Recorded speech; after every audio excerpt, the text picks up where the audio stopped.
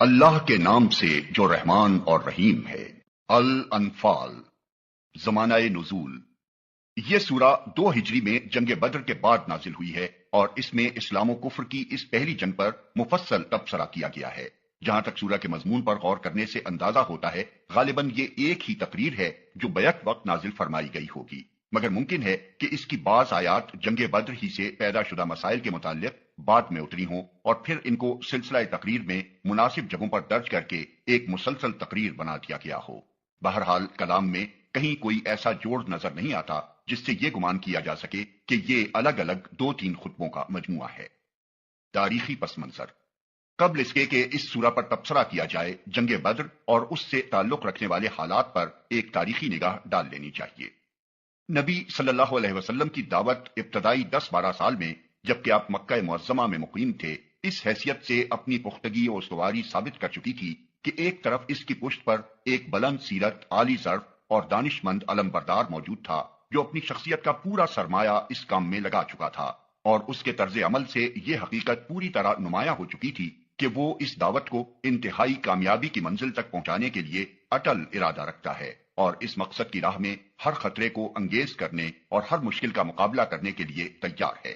دوسری طرف اس دعوت میں خود ایسی کشش تھی کہ وہ دلوں اور دماغوں میں سرایت کرتی چلی جا رہی تھی اور جہالت و جاہلیت اور تعصبات کے حصار اس کی راہ روکنے میں ناکام ثابت ہو رہے تھے۔ اسی وجہ سے عرب کے پرانے نظام جاہلی کی حمایت کرنے والے عناصر جو ابتداً اس کو استخفاف کی نظر سے دیکھتے تھے، مکی دور کے آخری زمانے میں اسے ایک سنجیدہ خطرہ سمجھنے لگے تھے اور اپنا پورا زور اسے کچل دینے میں صرف کر دینا چاہتے تھے۔ لیکن اس وقت تک چند حیثیات سے اس دعوت میں بہت کچھ کسر باقی تھی۔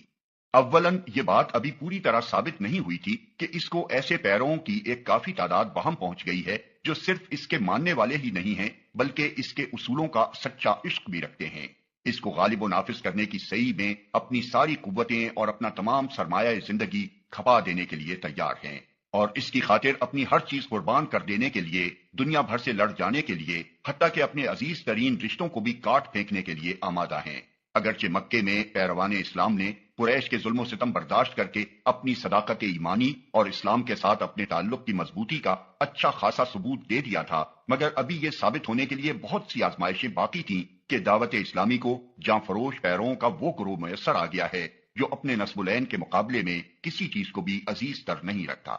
ثانیاً، اس دعوت کی آواز اگرچہ سارے ملک میں پھیل گئی تھی لیکن اس کے اثرات منتشر تھے، اس کی فراہم کردہ قوت سارے ملک میں پراگندہ تھی، اس کو وہ اجتماعی طاقت بہم نہ پہنچی تھی جو پرانے جمے ہوئے نظام جاہلیت سے فیصلہ کن مقابلہ کرنے کے لیے ضروری تھی۔ ثالثاً، اس دعوت نے زمین میں کسی جگہ بھی جڑ نہیں پکڑی تھی بلکہ ابھی تک وہ صرف ہوا میں سرایت کر رہی تھی۔ ملک کا کوئی خطہ ایسا نہیں تھا جہاں وہ قدم جما کر اپنے موقف کو مضبوط کرتی اور پھر آگے بڑھنے کی سعی کرتی۔ اس وقت تک جو مسلمان جہاں بھی تھا اس کی حیثیت نظام کفر و شرک میں بالکل ایسی تھی جیسی خالی میدے میں کنین کہ میدہ ہر وقت اسے اگل دینے کے لیے زور لگا رہا ہو اور قرار پکڑنے کے لیے اس کو جگہ ہی نہ ملتی ہو۔ رابعاً، اس وقت تک اس دعوت کو عملی زندگی کے معاملات اپنے ہاتھ میں لے کر چلانے کا موقع نہیں ملا تھا، نہ یہ اپنا تمدن قائم کر سکی تھی، نہ اس نے اپنا نظام معیشت و معاشرت اور نظام سیاست مرتب کیا تھا، اور نہ دوسری طاقتوں سے اس کے معاملات صلح و جنگ پیش آئے تھے۔ اس لیے نہ تو ان اخلاقی اصولوں کا مظاہرہ ہو سکا تھا جن پر یہ دعوت زندگی کے پورے نظام کو قائم کرنا اور چلانا چاہتی تھی، اور نہ یہی بات آزمائش کی کسوٹی پر اچھی طرح نمایاں ہوئی تھی کہ اس دعوت کا پیغمبر اور اس کے پیروؤں کا گروہ جس چیز کی طرف دعوت دنیا کو دے رہا ہے اس پر عمل کرنے میں وہ خود کس حد تک راست باز ہے۔ بعد کے واقعات نے وہ مواقع پیدا کر دیے جن سے یہ چاروں یکساں پوری ہو گئیں۔ مکی دور کے آخری 3 سالوں سے یثرب میں آفتاب اسلام کی شعائیں مسلسل پہنچ رہی تھیں اور وہاں کے لوگ متعدد وجوہ سے عرب کے دوسرے قبیلوں کی بنسبت زیادہ آسانی کے ساتھ اس روشنی کو قبول کرتے جا رہے تھے۔ آخر کار نبوت کے 12ویں سال حج کے موقع پر 75 نفوس کا ایک وفد نبی صلی اللہ علیہ وسلم سے رات کی تاریکی میں ملا، اور اس نے نہ صرف یہ کہ اسلام قبول کیا بلکہ آپ کو اور آپ کے پیرووں کو اپنے شہر میں جگہ دینے پر بھی آمادگی ظاہر کی۔ یہ اسلام کی تاریخ میں ایک انقلابی موقع تھا جسے خدا نے اپنی عنایت سے فراہم کیا اور نبی صلی اللہ علیہ وسلم نے ہاتھ بڑھا کر پکڑ لیا۔ اہل یثرب نبی صلی اللہ علیہ وسلم کو محض ایک پناہ گزی کی حیثیت سے نہیں بلکہ خدا کے نائب اور اپنے امام و فرما روا کی حیثیت سے بلا رہے تھے، اور اسلام کے پیروں کو ان کا بلاوا اس لیے نہ تھا کہ وہ ایک اجنبی سرزمین میں محض مہاجر ہونے کے حیثیت سے جگہ پا لیں، بلکہ مقصد یہ تھا کہ عرب کے مختلف قبائل اور خطوں میں جو مسلمان منتشر ہیں وہ یثرب میں جمع ہو کر اور یثربی مسلمانوں کے ساتھ مل کر ایک منظم معاشرہ بنا لیں۔ اس طرح یثرب نے دراصل اپنے آپ کو مدینہ الاسلام کی حیثیت سے پیش کیا اور نبی صلی اللہ علیہ وسلم نے اسے قبول کر کے عرب میں پہلا دارالاسلام بنا لیا۔ اس پیشکش کے معنی جو کچھ تھے اس سے اہل مدینہ ناواقف نہ تھے۔ اس کے صاف معنی یہ تھے کہ ایک چھوٹا سا قصبہ اپنے آپ کو پورے ملک کی تلواروں اور معاشی اور تمدنی بائیکاٹ کے مقابلے میں پیش کر رہا تھا۔ چنانچہ بیعت عقبہ کے موقع پر رات کی اس مجلس میں اسلام کے ان اولین مددگاروں یعنی انصار نے اس نتیجے کو خوب اچھی طرح جان بوجھ کر نبی صلی اللہ علیہ وسلم کے ہاتھ میں ہاتھ دیا تھا۔ عین اس وقت جب کہ بیعت ہو رہی تھی، یثربی وفد کے ایک نوجوان رکن اسد بن زرارہ نے، جو پورے وفد میں سب سے کم سن شخص تھے، اٹھ کر کہا،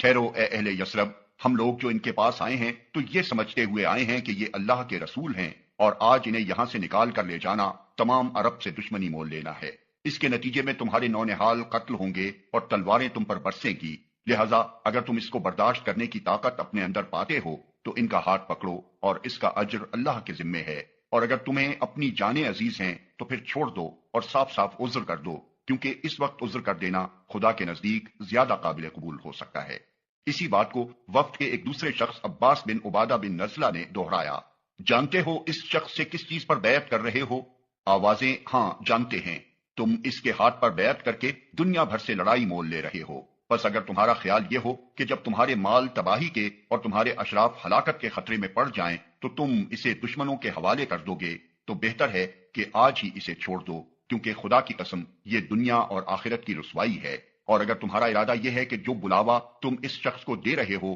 اس کو اپنے اموال کی تباہی اور اپنے اشراف کی ہلاکت کے باوجود نباہو گے، تو بے شک اس کا ہاتھ تھام لو کہ خدا کی قسم یہ دنیا اور آخرت کی بھلائی ہے۔ اس پر تمام وفد نے بالاتفاق کہا، ہم اسے لے کر اپنے اموال کو تباہی اور اپنے اشراف کو ہلاکت کے خطرے میں ڈالنے کے لیے تیار ہیں۔ تب وہ مشہور بیعت واقع ہوئی جسے تاریخ میں بیعت عقبہ ثانیہ کہتے ہیں۔ دوسری طرف اہل مکہ کے لیے یہ معاملہ جو معنی رکھتا تھا وہ بھی کسی سے پوشیدہ نہ تھا۔ دراصل اس طرح محمد صلی اللہ علیہ وسلم کو، جن کی زبردست شخصیت اور غیر معمولی قابلیتوں سے قریش کے لوگ واقف ہو چکے تھے، ایک ٹھکانہ میسر آ رہا تھا، اور ان کی قیادت و رہنمائی میں پیروان اسلام، جن کی عزیمت و استقامت اور فدائیت کو بھی قریش ایک حد تک آزما چکے تھے، ایک منظم جتھے کی صورت میں مجتمع ہوئے جاتے تھے۔ یہ پرانے نظام کے لیے موت کا پیغام تھا۔ نیز مدینہ جیسے مقام پر مسلمانوں کی اس طاقت کے مجتمع ہونے سے قریش کو مزید خطرہ یہ تھا کہ یمن سے شام کی طرف جو تجارتی شاہراہ ساحل بحر احمر کے کنارے کنارے جاتی تھی، جس کے محفوظ رہنے پر قریش اور دوسرے بڑے بڑے مشرک قبائل کی معاشی زندگی کا انحصار تھا، وہ مسلمانوں کی زد میں آ جاتی تھی، اور اس شہرک پر ہاتھ ڈال کر مسلمان نظام جاہلی کی زندگی دشوار کر سکتے تھے۔ صرف اہل مکہ کی وہ تجارت جو اس شاہراہ کے بل پر چل رہی تھی 2.5 لاکھ اشرفی سالانہ تک پہنچتی تھی۔ طائف اور دوسرے مقامات کی تجارت اس کے ماں سوا تھی۔ قریش ان نتائج کو خوب سمجھتے تھے۔ جس رات بیعت عقبہ واقع ہوئی اسی رات اس معاملے کی بھنک اہل مکہ کے کانوں میں پڑی اور پڑتے ہی کھلبلی مچ گئی۔ پہلے تو انہوں نے اہل مدینہ کو نبی صلی اللہ علیہ وسلم سے توڑنے کی کوشش کی، پھر جب مسلمان ایک ایک دو کر کے مدینے کی طرف ہجرت کرنے لگے اور قریش کو یقین ہو گیا کہ اب محمد بھی وہاں منتقل ہو جائیں گے، تو وہ اس خطرے کو روکنے کے لیے آخری چارہ کار اختیار کرنے پر آمادہ ہو گئے۔ ہجرت نبوی سے چند ہی روز پہلے قریش کی مجلس شورا منعقد ہوئی، جس میں بڑی ردوکد کے بعد آخر کار یہ طے پا گیا کہ بنی ہاشم کے سوا تمام خانوادہ خائے قریش کا ایک ایک آدمی چھانٹا جائے اور یہ سب لوگ مل کر محمد صلی اللہ علیہ وسلم کو قتل کریں، تاکہ بنی ہاشم کے لیے تمام خاندانوں سے تنہا لڑنا مشکل ہو جائے اور وہ انتقام کی بجائے خون بہا قبول کرنے پر مجبور ہو جائیں۔ لیکن خدا کے فضل اور نبی صلی اللہ علیہ وسلم کے اعتماد اللہ اور حسن تدبیر سے ان کی یہ چال ناکام ہو گئی اور حضور بخیریت مدینہ پہنچ گئے۔ اس طرح جب قریش کو ہجرت کے روکنے میں ناکامی ہوئی تو انہوں نے مدینے کے سردار عبداللہ بن ابی کو، جسے ہجرت سے پہلے اہل مدینہ اپنا بادشاہ بنانے کی تیاری کر چکے تھے اور جس کی تمناؤں پر حضور کے مدینہ پہنچ جانے اور اوس و خزرج کی اکثریت کے مسلمان ہو جانے سے پانی پھر چکا تھا، خط لکھا کہ تم لوگوں نے ہمارے آدمی کو اپنے ہاں پناہ دی ہے، ہم خدا کی قسم کھاتے ہیں کہ یا تو تم خود اس سے لڑو یا اسے نکال دو، ورنہ ہم سب تم پر حملہ آور ہوں گے اور تمہارے مردوں کو قتل اور عورتوں کو لونڈیاں بنا لیں گے۔ عبداللہ بن ابی اس پر کچھ آمادہ شر ہوا مگر نبی صلی اللہ علیہ وسلم نے بر وقت اس کے شر کی روک تھام کر دی۔ پھر سعد بن معاذ رئیس مدینہ عمرے کے لیے مکہ گئے۔ وہاں عین حرم کے دروازے پر ابو جہل نے ان کو ٹوک کر کہا، تم تو ہمارے دین کے مرتدوں کو پناہ دو اور ان کی امداد و اعانت کا دم بھرو اور ہم تمہیں اطمینان سے مکے میں طواف کرنے دیں۔ اگر تم امیہ بن خلف کے مہمان نہ ہوتے تو زندہ یہاں سے نہیں جا سکتے تھے۔ سعد نے جواب میں کہا، بخدا اگر تم نے مجھے اس چیز سے روکا تو میں تمہیں اس چیز سے روک دوں گا جو تمہارے لیے اس سے شدید تر ہے، یعنی مدینہ پر سے تمہاری راہ گزر۔ یہ گویا اہل مکہ کی طرف سے اس بات کا اعلان تھا کہ زیارت بیت اللہ کی راہ مسلمانوں پر بند ہے، اور اس کا جواب اہل مدینہ کی طرف سے یہ تھا کہ شامی تجارت کا راستہ مخالفین اسلام کے لیے پرخطر ہے، اور فی الواقع اس وقت مسلمانوں کے لیے اس کے سوا کوئی تدبیر بھی نہ تھی کہ اس تجارتی شاہراہ پر اپنی گرفت مضبوط کریں تاکہ قریش اور وہ دوسرے قبائل جن کا مفاد اس راستے سے وابستہ تھا اسلام اور مسلمانوں کے ساتھ اپنی معاندانہ اور مزاحمانہ پالیسی پر نظر ثانی کرنے کے لیے مجبور ہو جائیں۔ چنانچہ مدینہ پہنچتے ہی نبی صلی اللہ علیہ وسلم نے نوخیز اسلامی سوسائٹی کے ابتدائی نظم و نسق اور اطراف مدینہ کی یہودی آبادیوں کے ساتھ معاملہ طے کرنے کے بعد سب سے پہلے جس چیز پر توجہ منعطف فرمائی وہ اسی شاہراہ کا مسئلہ تھا۔ اس مسئلے میں حضور نے دو اہم تدبیریں اختیار کیں۔ ایک یہ کہ مدینہ اور ساحل بحر احمر کے درمیان اس شاہراہ سے متصل جو قبائل آباد تھے ان کے ساتھ گفت و شنید شروع کی تاکہ وہ خلیفانہ اتحاد یا کم از کم نا طرفداری کے معاہدے کر لیں۔ چنانچہ اس میں آپ کو پوری کامیابی ہوئی۔ سب سے پہلے جوہینا سے جو ساحل کے قریب پہاڑی علاقے میں ایک اہم قبیلہ تھا معاہدہ نا طرفداری طے ہوا۔ پھر 1 ہجری کے آخر میں بنی زمرہ سے جن کا علاقہ یمبو اور ذوالشیرہ سے متصل تھا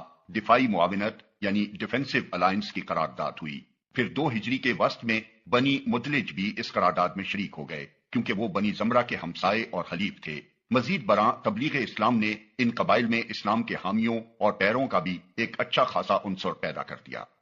دوسری تدبیر آپ نے یہ اختیار کی کہ قریش کے قافلوں کو دھمکی دینے کے لیے اس شاہراہ پر پیہم چھوٹے چھوٹے دستے بھیجنے شروع کیے، اور بعض دستوں کے ساتھ آپ خود بھی تشریف لے گئے۔ پہلے سال اس طرح کے 4 دستے گئے جو مغازی کی کتابوں میں سریہ حمزہ، سریہ عبیدہ بن حارث، سریہ سعد بن ابی وقاص اور غزوۃ الابواء کے نام سے موسوم ہیں۔ اسلامی تاریخ کی اصلاح میں سریہ اس مہم کو کہتے تھے جو نبی صلی اللہ علیہ وسلم کسی صحابی کی قیادت میں بھیجا کرتے تھے، اور غزوہ اس مہم کو کہتے تھے جس کی قیادت حضور خود فرماتے تھے۔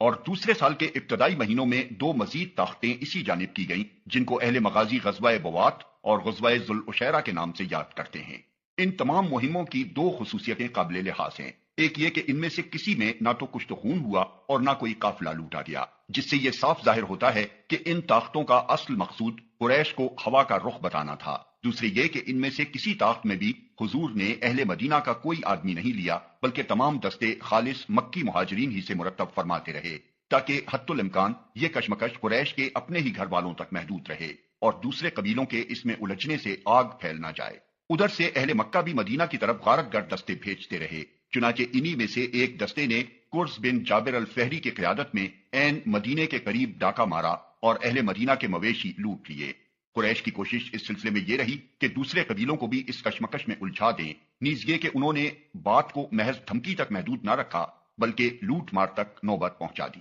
حالات یہاں تک پہنچ چکے تھے کہ شعبان 2 ہجری فروری یا مارچ 623 عیسوی میں قریش کا ایک بہت بڑا قافلہ جس کے ساتھ تقریباً 50,000 اشرفی کا مال تھا اور 30-40 سے زیادہ محافظ نہ تھے، شام سے مکے کی طرف پلٹتے ہوئے اس علاقے میں پہنچا جو مدینے کی زد میں تھا۔ چونکہ مال زیادہ تھا، محافظ کم تھے اور سابق حالات کی بنا پر خطرہ قوی تھا کہ کہیں مسلمانوں کا کوئی طاقتور دستہ اس پر چھاپا نہ مار دے، اس لیے سردار قافلہ ابو سفیان نے اس پرخطر علاقے میں پہنچتے ہی ایک آدمی کو مکے کی طرف دوڑا دیا تاکہ وہاں سے مدد لے آئے۔ اس شخص نے مکہ پہنچتے ہی عرب کے قدیم قاعدے کے مطابق اپنے اونٹ کے کان کاٹے، اس کی ناک چیر دی، کجاوے کو الٹ کر رکھ دیا اور اپنا قمیص آگے پیچھے سے پھاڑ کر شور مچانا شروع کر دیا کہ قریش والو اپنے قافلہ تجارت کی خبر لو، تمہارے مال جو ابو سفیان کے ساتھ ہیں، محمد اپنے آدمی لے کر ان کے درپے ہو گیا ہے، مجھے امید نہیں کہ تم انہیں پا سکو گے، دوڑو دوڑو مدد کے لیے۔ اس پر سارے مکے میں ہیجان برپا ہو گیا۔ قریش کے تمام بڑے بڑے سردار جنگ کے لیے تیار ہو گئے۔ تقریباً 1000 مردان جنگی جن میں سے 600 زرہ پوش تھے اور جن میں 100 سواروں کا رسالہ بھی شامل تھا، پوری شان و شوکت کے ساتھ لڑنے کے لیے چلے۔ ان کے پیش نظر صرف یہی کام نہ تھا کہ اپنے قافلے کو بچا لائیں، بلکہ وہ اس ارادے سے نکلے تھے کہ اس آئے دن کے خطرے کو ہمیشہ کے لیے ختم کر دیں۔ اور مدینے میں یہ مخالف طاقت جو ابھی نئی نئی مجتمع ہونی شروع ہوئی ہے اسے کچل ڈالیں اور اس نواح کے قبائل کو اس حد تک مرغوب کر دیں کہ آئندہ کے لیے یہ تجارتی راستہ بالکل محفوظ ہو جائے۔ اب نبی صلی اللہ علیہ وسلم نے جو حالات سے ہمیشہ باخبر رہتے تھے محسوس فرمایا کہ فیصلے کی گھڑی آ پہنچی ہے، اور یہ ٹھیک وہ وقت ہے جبکہ ایک جسورانہ اقدام اگر نہ کر ڈالا گیا تو تحریک اسلامی ہمیشہ کے لیے بے جان ہو جائے گی، بلکہ بعید نہیں کہ اس تحریک کے لیے سر اٹھانے کا پھر کوئی موقع ہی باقی نہ رہے۔ نئے دارالہجرت میں آئے ابھی پورے 2 سال بھی نہیں ہوئے ہیں، مہاجرین بے سر و سامان، انصار ابھی ناآزمودہ، یہودی قبائل برسر مخالفت، خود مدینے میں منافقین و مشرکین کا ایک اچھا خاصا طاقتور عنصر موجود، اور گرد و پیش کے تمام قبائل قریش سے مروب بھی اور مذہباً ان کے ہمدرد بھی۔ ایسے حالات میں اگر قریش مدینے پر حملہ آور ہو جائیں تو ہو سکتا ہے کہ مسلمانوں کی مٹھی بھر جماعت کا خاتمہ ہو جائے، لیکن اگر وہ حملہ نہ کریں اور صرف اپنے زور سے قافلے کو بچا کر ہی نکال لے جائیں اور مسلمان دبکے بیٹھے رہیں، تب بھی یکلخت مسلمانوں کی ایسی ہوا اکھلے گی کہ عرب کا بچہ بچہ ان پر دلیر ہو جائے گا، اور ان کے لیے ملک بھر میں پھر کوئی جائے پناہ باقی نہ رہے گی۔ آس پاس کے سارے قبائل قریش کے اشاروں پر کام کرنا شروع کر دیں گے، مدینے کے یہودی اور منافقین و مشرکین علل اعلان سر اٹھائیں گے اور دارالہجرت میں جینا مشکل کر دیں گے۔ مسلمانوں کا کوئی روب و اثر نہ ہوگا کہ اس کی وجہ سے کسی کو ان کی جان و مال اور آبرو پر ہاتھ ڈالنے میں تامل ہو۔ اس بنا پر نبی صلی اللہ علیہ وسلم نے عزم فرما لیا کہ جو طاقت بھی اس وقت میسر ہے اسے لے کر نکلیں اور میدان میں فیصلہ کریں کہ جینے کا بلبوتا کس میں ہے اور کس میں نہیں ہے۔ اس فیصلہ کن اقدام کا ارادہ کر کے آپ نے انصار و مہاجرین کو جمع کیا اور ان کے سامنے ساری پوزیشن صاف صاف رکھ دی کہ ایک طرف شمال میں تجارتی قافلہ ہے اور دوسری طرف جنوب سے قریش کا لشکر چلا آ رہا ہے۔ اللہ کا وعدہ ہے کہ ان دونوں میں سے کوئی ایک تمہیں مل جائے گا، بتاؤ تم کس کے مقابلے پر چلنا چاہتے ہو؟ جواب میں ایک بڑے گروہ کی طرف سے اس خواہش کا اظہار ہوا کہ قافلے پر حملہ کیا جائے، لیکن نبی صلی اللہ علیہ وسلم کے پیش نظر کچھ اور تھا۔ اس پر مہاجرین میں سے مقداد بن عمرو نے اٹھ کر کہا، یا رسول اللہ، جدھر آپ کا رب آپ کو حکم دے رہا ہے اسی طرف چلیے، ہم آپ کے ساتھ ہیں، جس طرف بھی آپ جائیں۔ ہم بنی اسرائیل کی طرح یہ کہنے والے نہیں ہیں کہ جاؤ تم اور تمہارا خدا دونوں لڑیں، ہم تو یہاں بیٹھے ہیں۔ نہیں، ہم کہتے ہیں کہ چلیے آپ اور آپ کا خدا دونوں لڑیں اور ہم آپ کے ساتھ جانیں لڑائیں گے جب تک کہ ہم میں سے ایک آنکھ بھی گردش کر رہی ہے۔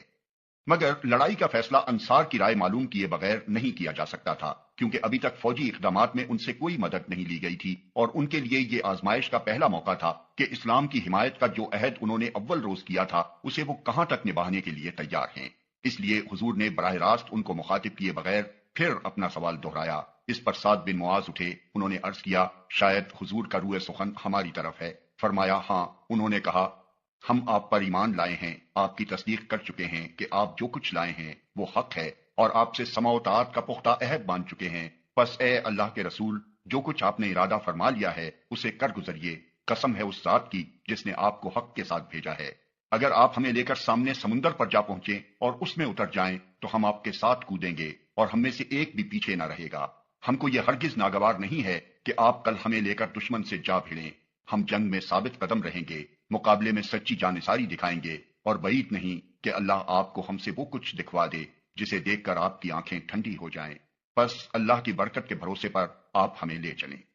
ان تقریروں کے بعد فیصلہ ہو گیا کہ قافلے کی بجائے لشکر قریش ہی کے مقابلے پر چلنا چاہیے، لیکن یہ فیصلہ کوئی معمولی فیصلہ نہ تھا۔ جو لوگ اس تنگ وقت میں لڑائی کے لیے اٹھے تھے ان کی تعداد 300 سے کچھ زائد تھی، 86 مہاجر، 61 قبیلہ اوس کے اور 170 قبیلہ خزرج کے، جن میں صرف 2-3 کے پاس گھوڑے تھے اور باقی آدمیوں کے لیے 70 اونٹوں سے زیادہ نہ تھے، جن پر 3-3 4-4 اشخاص باری باری سے سوار ہوتے تھے۔ سامان جنگ بھی بالکل ناکافی تھا، صرف 60 آدمیوں کے پاس زرہیں تھیں، اسی لیے چند سرفروش فدائیوں کے سوا اکثر آدمی جو اس خطرناک مہم میں شریک تھے دلوں میں سہم رہے تھے، اور انہیں ایسا محسوس ہوتا تھا کہ جانتے بوجھتے موت کے منہ میں جا رہے ہیں۔ مصلحت پرست لوگ جو اگرچہ دائرہ اسلام میں داخل ہو چکے تھے مگر ایسے ایمان کے قائل نہ تھے جس میں جان و مال کا زیاں ہو، اس مہم کو دیوانگی سے تعبیر کر رہے تھے، اور ان کا خیال تھا کہ دینی جذبے نے ان لوگوں کو پاگل بنا دیا ہے۔ مگر نبی اور مومنین صادقین یہ سمجھ چکے تھے کہ یہ وقت جان کی بازی لگانے ہی کا ہے، اس لیے اللہ کے بھروسے پر وہ نکل کھڑے ہوئے اور انہوں نے سیدھی جنوب مغرب کی راہ لی جدھر سے قریش کا لشکر آ رہا تھا، حالانکہ اگر ابتدا میں قافلے کو لوٹنا مقصود ہوتا تو شمال مغرب کی راہ لی جاتی۔ یہاں یہ بات قابل ذکر ہے کہ جنگ بدر کے بیان میں تاریخ و سیرت کے مصنفین نے ان روایات پر اعتماد کر لیا ہے جو حدیث اور مغازی کی کتابوں میں وارد ہوئی ہیں، لیکن ان روایات کا بڑا حصہ قرآن کے خلاف ہے، اور قابل اعتماد نہیں ہے۔ محض ایمان ہی کی بنا پر ہم جنگ بدر کے متعلق قرآن کے بیان کو سب سے زیادہ معتبر سمجھنے پر مجبور نہیں ہیں، بلکہ تاریخی حیثیت سے بھی آج اس جنگ کے متعلق اگر کوئی معتبر ترین بیان موجود ہے تو وہ یہی سورہ انفال ہے، کیونکہ یہ لڑائی کے بعد ہی متصلاً نازل ہوئی تھی اور خود شرکائے جنگ اور مخالف و موافق سب نے اس کو سنا اور پڑھا تھا۔ معاذ اللہ اس میں کوئی ایک بات بھی خلاف واقعہ ہوتی تو ہزاروں زبانیں اس کی تردید کر ڈالتی۔ 17 رمضان کو بدر کے مقام پر فریقین کا مقابلہ ہوا، جس وقت دونوں لشکر ایک دوسرے کے مقابل ہوئے اور نبی صلی اللہ علیہ وسلم نے دیکھا کہ 3 کافروں کے مقابلے میں ایک مسلمان ہے اور وہ بھی پوری طرح مسلح نہیں ہے، تو خدا کے آگے دعا کے لیے ہاتھ پھیلا دیے اور انتہائی خضوع و تضرع کے ساتھ عرض کرنا شروع کیا، خدایا یہ ہیں قریش اپنے سامان غرور کے ساتھ آئے ہیں تاکہ تیرے رسول کو جھوٹا ثابت کریں، خدا بندہ بس اب آ جائے تیری وہ مدد جس کا تو نے مجھ سے وعدہ کیا تھا، اے خدا اگر آج یہ مٹھی بھر جماعت ہلاک ہو گئی تو روئے زمین پر پھر تیری عبادت نہ ہوگی۔ اس مارکہ کارزار میں سب سے زیادہ سخت امتحان مہاجرین مکہ کا تھا، جن کے اپنے بھائی بند سامنے سفارا تھے، کسی کا باپ، کسی کا بیٹا، کسی کا چچا، کسی کا ماموں، کسی کا بھائی اس کی اپنی تلوار کی زد میں آ رہا تھا اور اپنے ہاتھوں اپنے جگر کے ٹکڑے کاٹنے پڑ رہے تھے۔ اس کڑی آزمائش سے صرف وہی لوگ گزر سکتے تھے جنہوں نے پوری سنجیدگی کے ساتھ حق سے رشتہ جوڑا ہو اور جو باطل کے ساتھ سارے رشتے قطع کر ڈالنے پر تل گئے ہوں۔ اور انصار کا امتحان بھی کچھ کم سخت نہ تھا۔ اب تک تو انہوں نے عرب کے طاقتور ترین قبیلے قریش اور اس کے حلیف قبائل کی دشمنی صرف اسی حد تک مول لی تھی کہ ان کے الرغم مسلمانوں کو اپنے ہاں پناہ دے دی تھی، لیکن اب تو وہ اسلام کی حمایت میں ان کے خلاف لڑنے بھی جا رہے تھے، جس کے معنی یہ تھے کہ ایک چھوٹی سی بستی جس کی آبادی چند ہزار نفوس سے زیادہ نہیں ہے، سارے ملک عرب سے لڑائی مول لے رہی ہے۔ یہ جسارت صرف وہی لوگ کر سکتے تھے جو کسی صداقت پر ایسا ایمان لے آئے ہوں کہ اس کی خاطر اپنے ذاتی مفاد کی انہیں ذرہ برابر پرواہ نہ رہی ہو۔ آخر کار ان لوگوں کی صداقت ایمانی خدا کی طرف سے نصرت کا انعام حاصل کرنے میں کامیاب ہو گئی، اور قریش اپنے سارے غرور طاقت کے باوجود ان بے سر و سامان فدائیوں کے ہاتھوں شکست کھا گئے۔ ان کے 70 آدمی مارے گئے، 70 قید ہوئے اور ان کا سر و سامان غنیمت میں مسلمانوں کے ہاتھ آیا۔ قریش کے بڑے بڑے سردار جو ان کے گلہائے سر سبد اور اسلام کی مخالف تحریک کے روح رواں تھے، اس مارکے میں ختم ہو گئے، اور اس فیصلہ کن فتح نے عرب میں اسلام کو ایک قابل لحاظ طاقت بنا دیا۔ جیسا کہ ایک مغربی محقق نے لکھا ہے، بدر سے پہلے اسلام محض ایک مذہب اور ریاست تھا، مگر بدر کے بعد وہ مذہب ریاست بلکہ خود ریاست بن گیا۔ مباحث: یہ ہے وہ عظیم الشان مارکہ جس پر قرآن کی اس سورہ میں تبصرہ کیا گیا ہے، مگر اس تبصرے کا انداز تمام ان تبصروں سے مختلف ہے جو دنیاوی بادشاہ اپنی فوج کی فتح یابی کے بعد کیا کرتے ہیں۔ اس میں سب سے پہلے ان خامیوں کی نشاندہی کی گئی ہے جو اخلاقی حیثیت سے ابھی مسلمانوں میں باقی تھیں تاکہ آئندہ اپنی مزید تکمیل کے لیے سعی کریں۔ پھر ان کو بتایا گیا کہ اس فتح میں تائید الہی کا کتنا بڑا حصہ تھا تاکہ وہ اپنی جرأت و شہامت پر نہ پھولیں بلکہ خدا پر توکل اور خدا و رسول کی اطاعت کا سبق لیں۔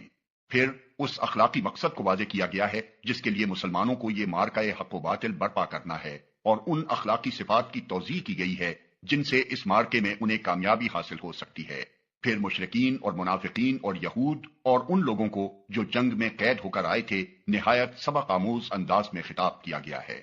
پھر ان اموال کے متعلق جو جنگ میں ہاتھ آئے تھے مسلمانوں کو ہدایت کی گئی ہے کہ انہیں اپنا مال نہ سمجھیں بلکہ خدا کا مال سمجھیں، جو کچھ اللہ اس میں سے ان کا حصہ مقرر کرے اسے شکریہ کے ساتھ قبول کر لیں، اور جو حصہ اللہ اپنے کام اور اپنے غریب بندوں کی امداد کے لیے مقرر کرے اس کو برضا و رغبت گوارا کر لیں۔ پھر قانون جنگ و صلح کے متعلق وہ اخلاقی ہدایات دی گئی ہیں جن کی توضیح اس مرحلے میں دعوت اسلامی کے داخل ہو جانے کے بعد ضروری تھی تاکہ مسلمان اپنی صلح و جنگ میں جاہلیت کے طریقوں سے بچیں اور دنیا پر ان کی اخلاقی برتری قائم ہو، اور دنیا کو معلوم ہو جائے کہ اسلام اول روز سے اخلاق پر عملی زندگی کی بنیاد رکھنے کی جو دعوت دے رہا ہے اس کی تعبیر واقعی عملی زندگی میں کیا ہے۔ پھر اسلامی ریاست کے دستوری قانون کی بعض دفعات بیان کی گئی ہیں جن سے دارالاسلام کے مسلمان باشندوں کی آئینی حیثیت ان مسلمانوں سے الگ کر دی گئی ہے جو دارالاسلام کے حدود سے باہر رہتے ہوں۔ Like, share and subscribe for more videos.